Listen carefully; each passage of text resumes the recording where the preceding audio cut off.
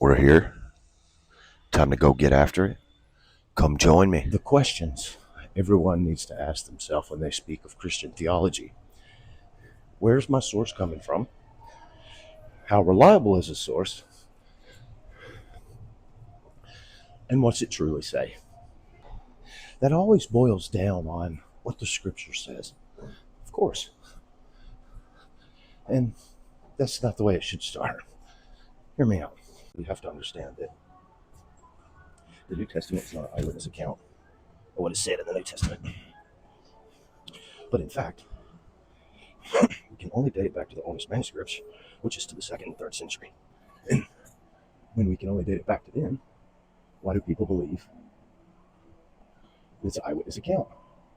We have Christian scholars that come in and fulfill those missing years, and they say that it was wrote in the time frame when Jesus was here or right thereafter. And when we look at that, they base that off of linguistics, and such as the destruction of the temple and stories like that that are in the Gospels. But that is not evidence.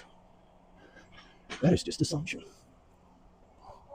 And when we realize that is only when we can realize that we've been lied to. It is not an eyewitness account of what Jesus said or did. What we can see is that there is people that will argue and say, Jeremy, there is people that are non-Christian that have stories of the crucifixion. And let us remind you that those stories are not an eyewitness account either. So, no matter the way you look at it, the stories that we have of Jesus that are in the Gospel, Matthew, Mark, Luke, and John, Book of Acts, the Apostles, or the epistles, from Paul, Revelations, all of it is only a 2nd and 3rd century story with no solid foundation. Now, the people that have these stories of Jesus, such as Paul, nobody was there, nobody was eyewitness. The crucifixion of Jesus, nobody was there, there's no eyewitness.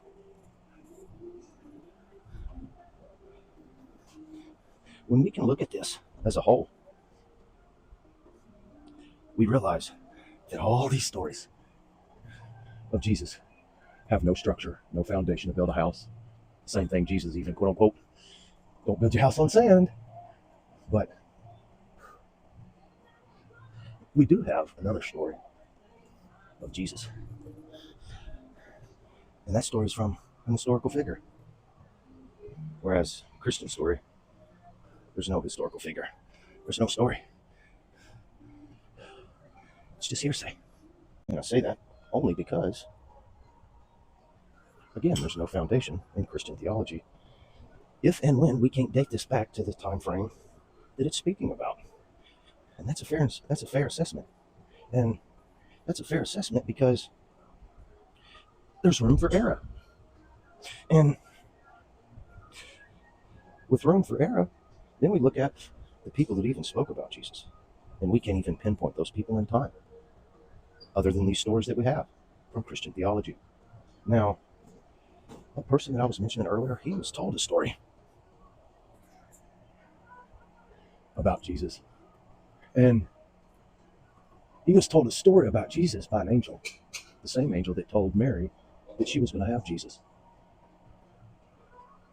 Just as Jesus proved his lineage back to Abraham, so did this person trace their lineage back to Abraham. And they traced it back through Ishmael. Just as Jesus was proven in the scripture to be the Messiah, it had the lineage all the way back to Abraham.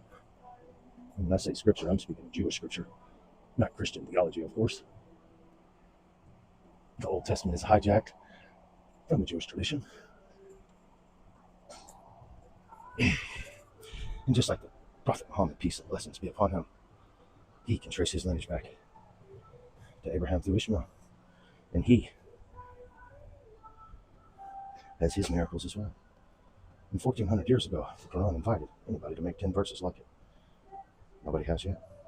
Not only does he prove his prophethood through Scripture, he has this miracle in the Quran, and his prophecies have became true. It's right there in the Quran. Just as Jesus proved he was the Messiah and the one to come. The Prophet Muhammad, peace and blessings be upon him, and Jesus, both proved their prophethood. They both proved their lineage and their message. They both proved that they are none other than the prophets of God. And the story of the Prophet Muhammad, peace and blessings be upon him, why should we go by his? Well, he's a historical figure that we can look back to in time. And we can look back at his claims. And we can look at the Quran. The people of his time was reciting the Quran. A 60-year-old woman could recite the Quran wrong, and a 5-year-old child will correct them. Back in Prophet Muhammad's time, all the way to this time. Now, when we look at that, we see an historical figure that this whole world knows is a true figure. And he has the story of Jesus. Actually, he's the only real person with the story of Jesus. I know it's the only story of Jesus that comes from a real person is the Prophet Muhammad. Because we know this story here in the New Testament, we know that it's not an eyewitness account. We know that the Gospels are attributed to these people. They're not eyewitness accounts. So these are, as Christian scholars say, to make it fit their narrative, they're copies of copies at best. Fine, copies of copies at best, but it still proves that there's room for error. There's a whole century of what happened. Let me add real quick that the name Jesus, we can see that it's a historical figure, for sure. But it's just the name. It's you assuming that your story is associated to that historical Jesus. But again, this is the only credible source. This, because it comes from a credible source. This, no credible source. No eyewitness account. We don't know. It's just a story. May God bless you and me. Let's not argue.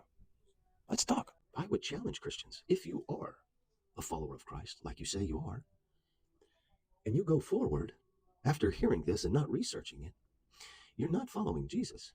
You're only following a lie. That is it. The Quran awaits you.